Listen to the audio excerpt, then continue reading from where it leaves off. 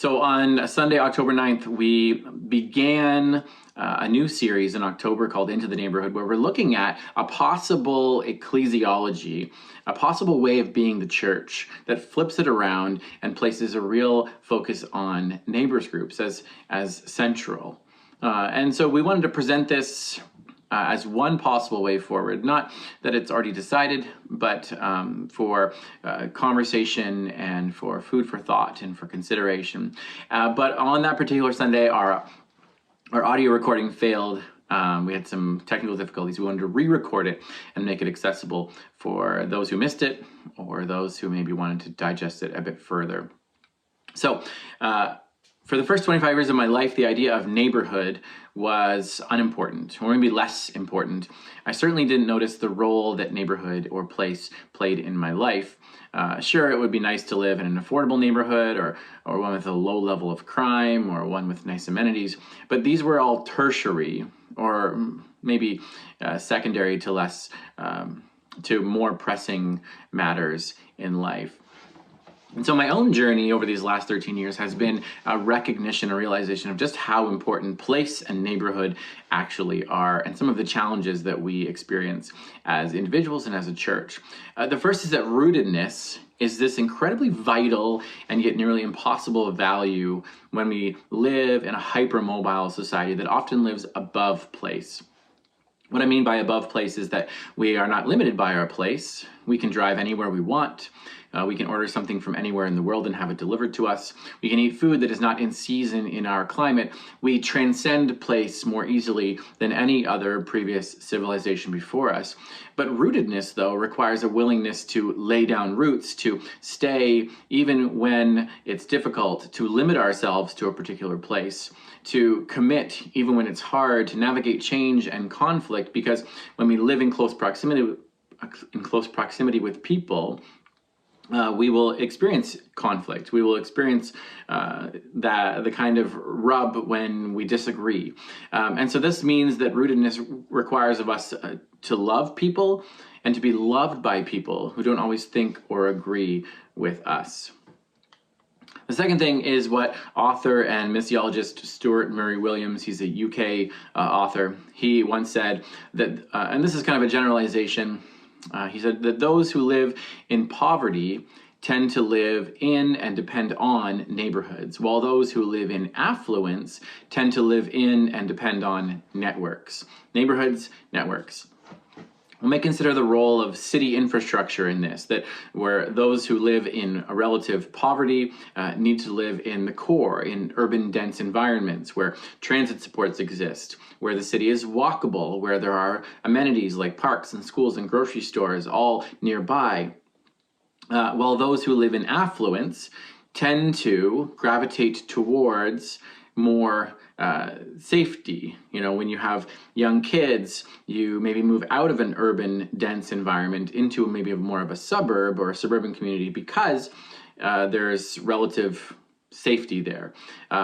Or for other reasons, we may be drawn to the pace of life in suburban communities. But in suburban communities, everything is more or less accessible by driving. And this leads us to organizing our life around networks. And these networks tend to be based on affinity. We maybe know each other and we have networks of community because our kids are in soccer together, as an example. While neighborhood community is organized by geography, not by affinity. The third thing is that the church has slowly moved from neighborhood presence to an emphasis on networking. We would see the loss of the idea of parish within the church. The rise of different kinds of church expressions, the rise of mobility, and for a decade or so, the church growth movement led to all kinds of homogeneous church expressions and demographic-focused churches. And so consider that people now can drive across the city or across the region to find the church that best fits their needs. And that we've often organized ourselves in small groups of affinity or age group. So we've moved away from neighborhood and geography and relocated our whole emphasis around affinity and age group. The fourth thing is that the church has experienced a resurgence of neighborhood focus over the last 2 decades, but for the most part, it's been done poorly. We've got the bait and switch model, which is one of two. And then we have another model, which I'll speak to in a second. The bait and switch model is that we host a barbecue or a block party. And while we've got your attention, while we've invited you into our space, let us now tell you about our programs and ministries and get you plugged in.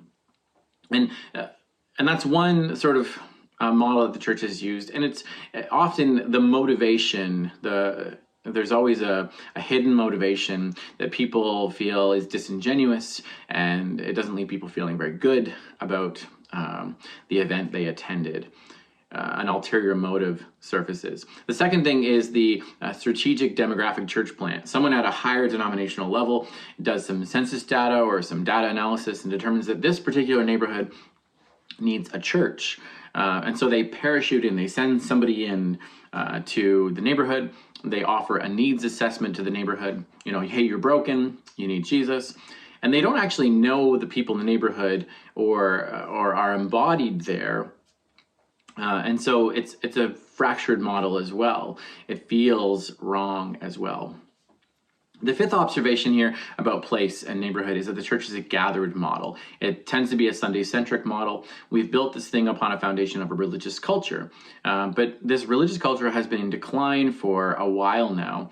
And we often find that new church growth in churches comes through people leaving one church and coming to another, not through people who didn't know Jesus finding Jesus.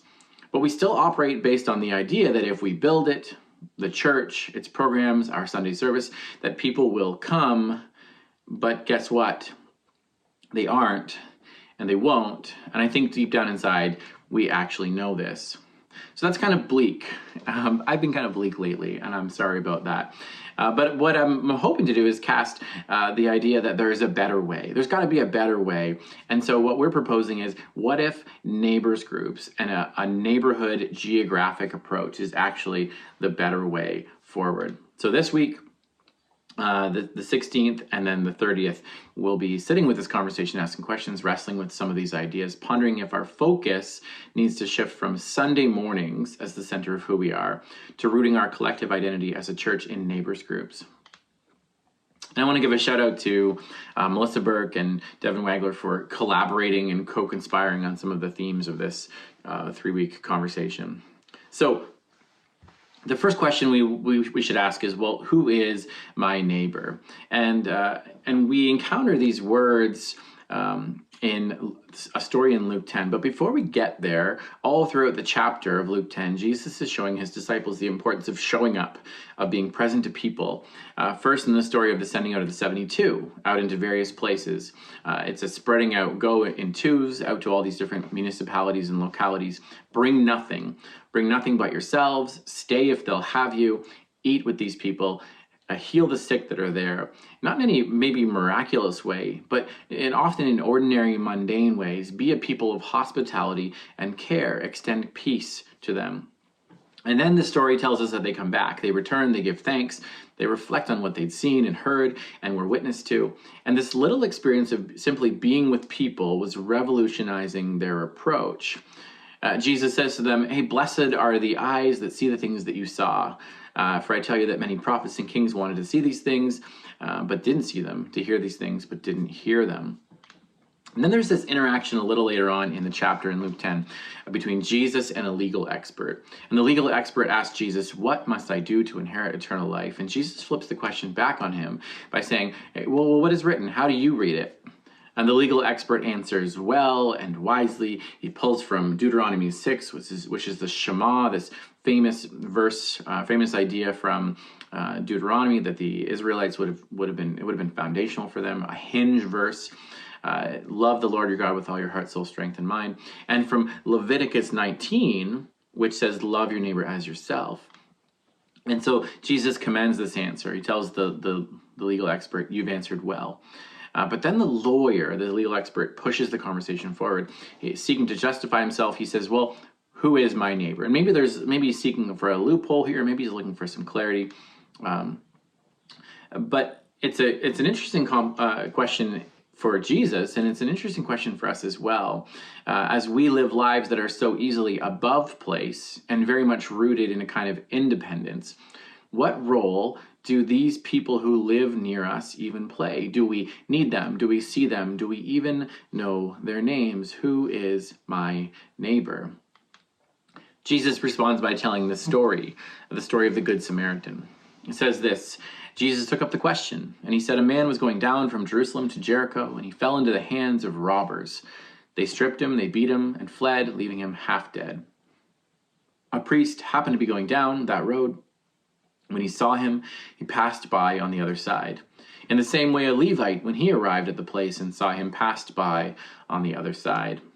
But a Samaritan on his journey came up to him, and when he saw the man, he had compassion. He went over to him and bandaged his wounds, pouring on olive oil and wine. Then he put him on his own animal, brought him to an inn, and took care of him. The next day he took out 2 denarii, which is like 2 days' worth of wages, and he gave them to the innkeeper and said, take care of him. When I come back, I'll reimburse you for whatever extra you spend. Which of these 3 do you think proved to be a neighbor to the man who fell into the hands of the robbers? The legal expert responds, the one who showed mercy to him. And Jesus tells him, well, go and do the same.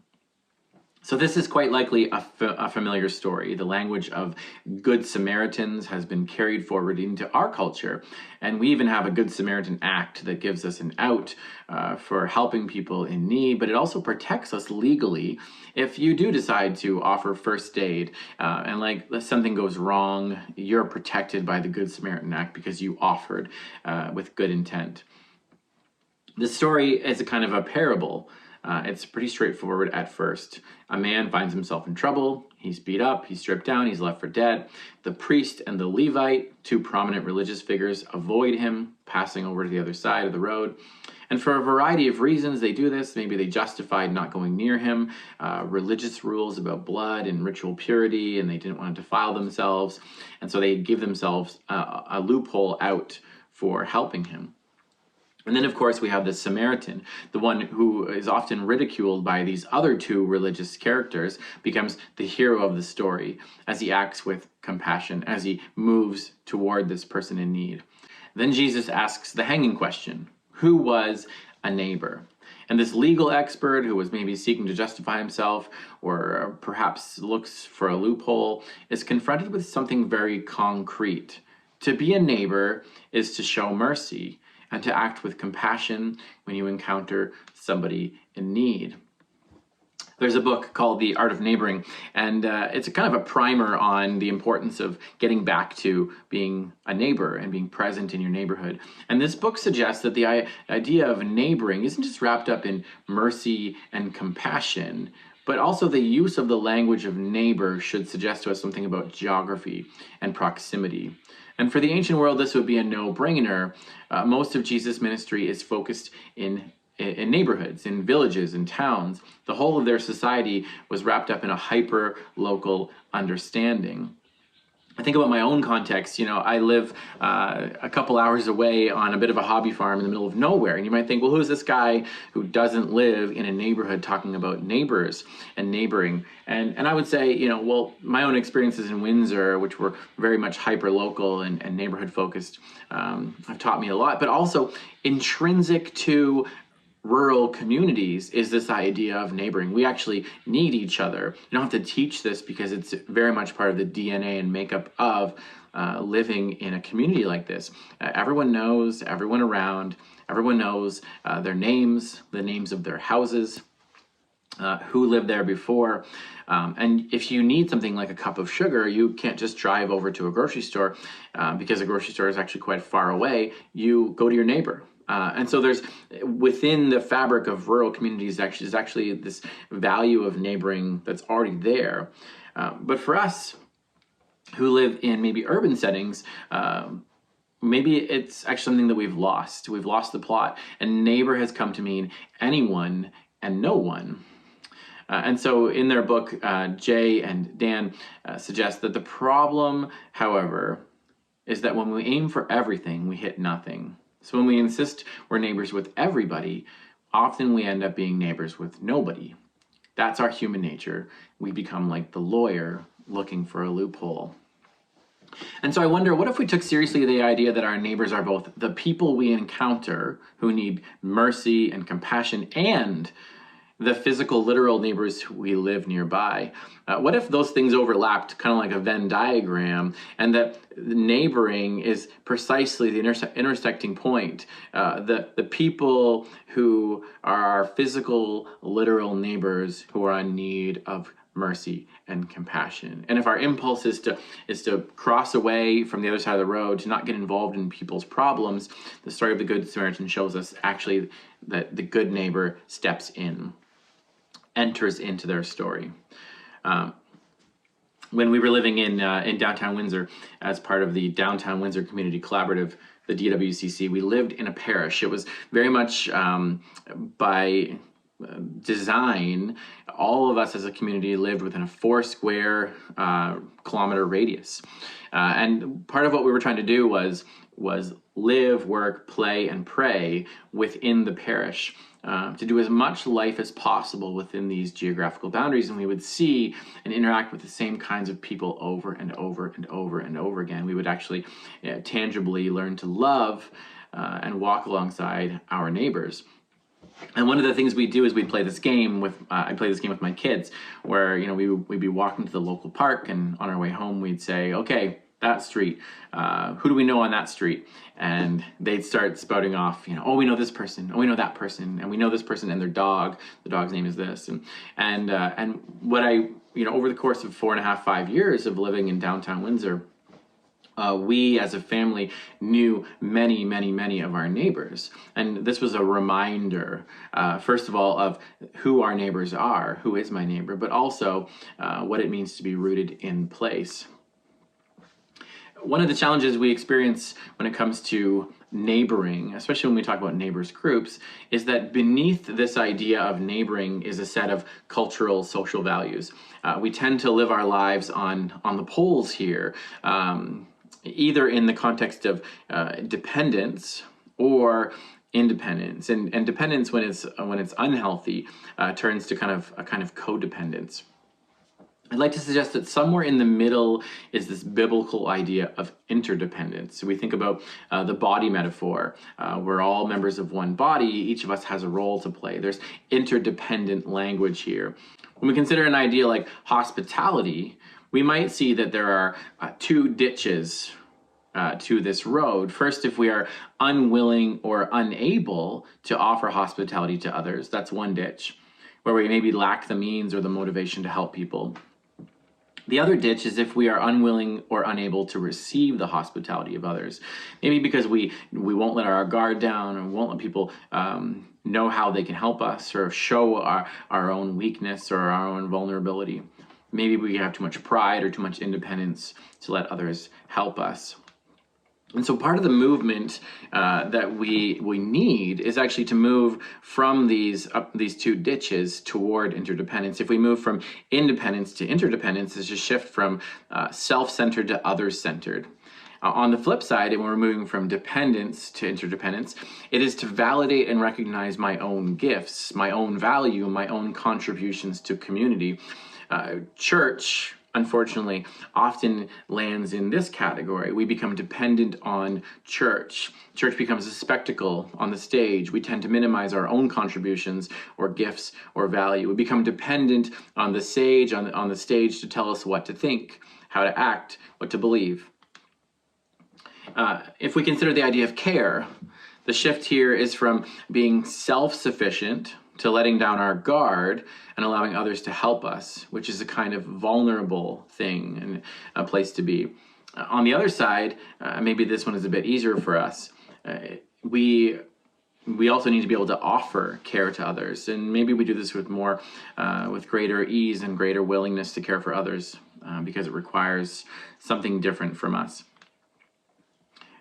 Another idea here that I think, as we kind of toy out this idea of interdependence, is this image of the hexagon. And we get this from bees. And bees, to me, are one of the most inspiring communities. I just love what a colony of bees says, and some of the social values that you would see in a colony of bees. There's this beautiful interconnectedness.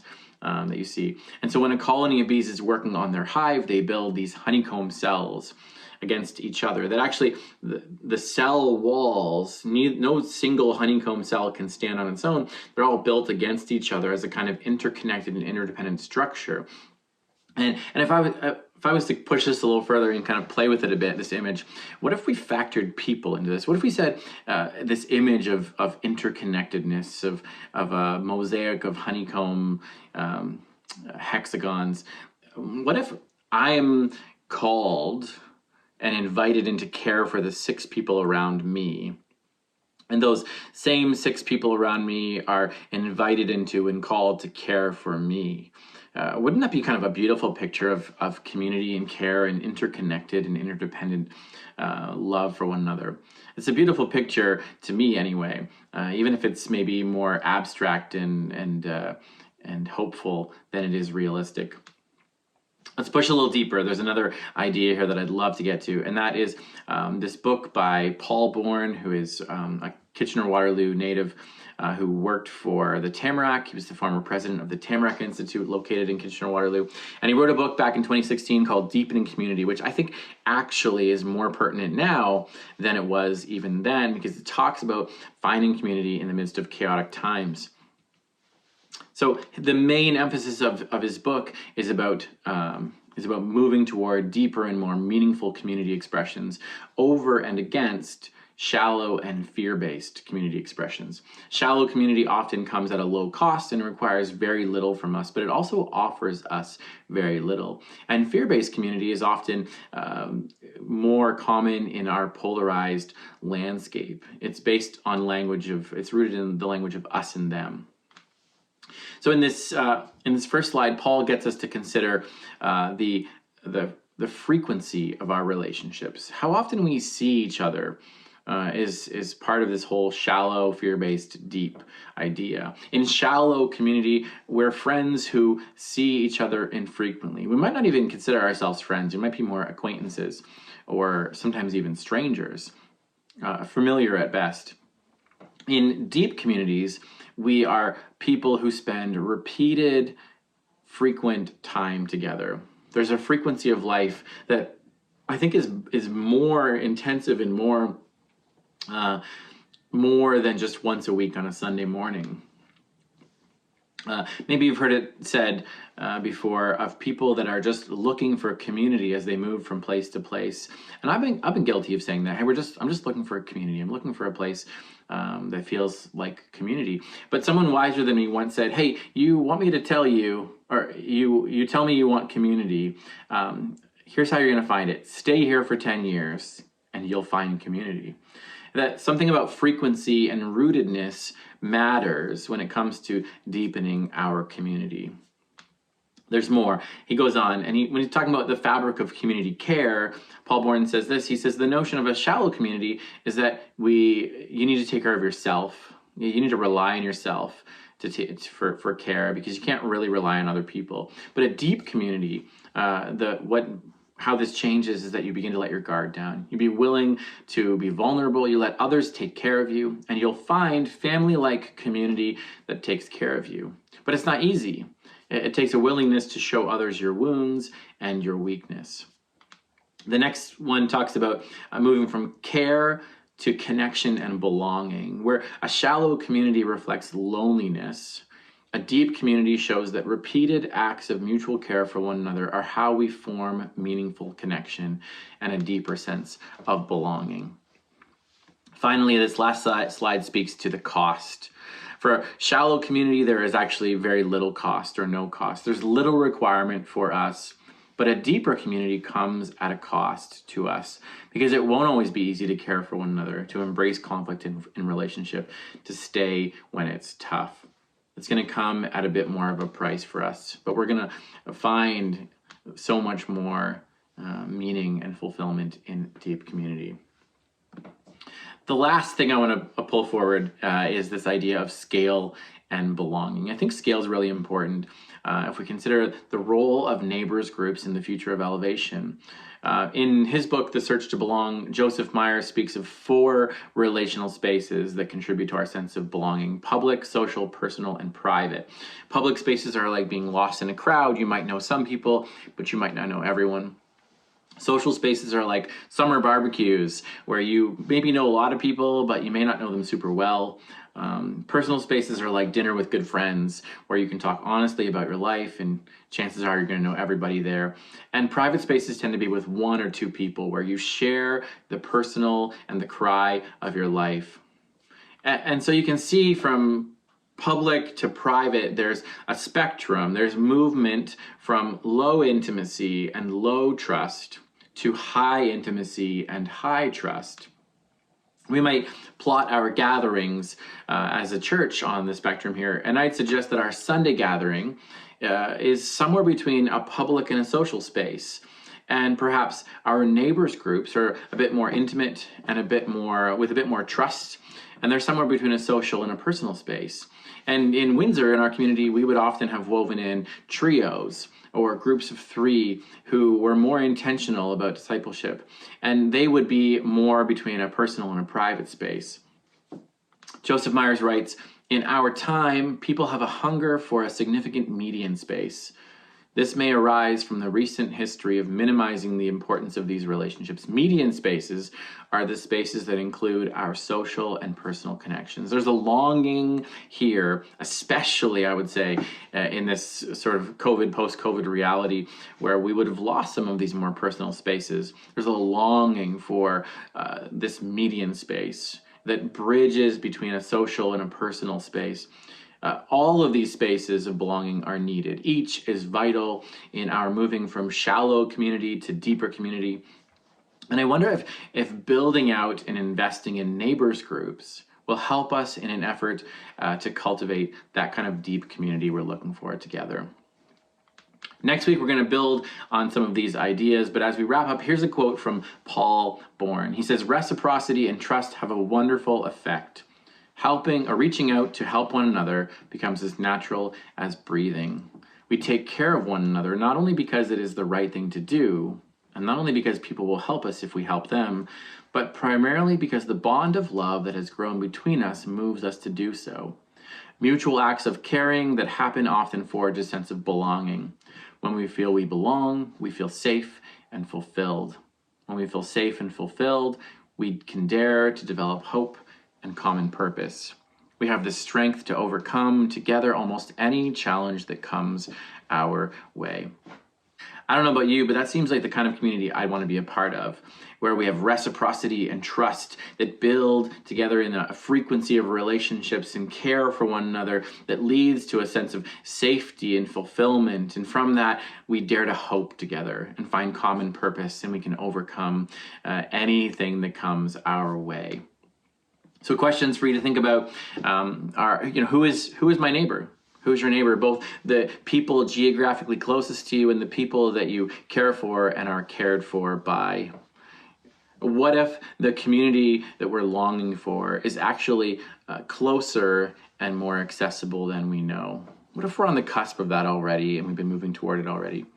And then the last question is, what small shifts might we take to move from shallow and fear-based communities into communities of depth and health and hope?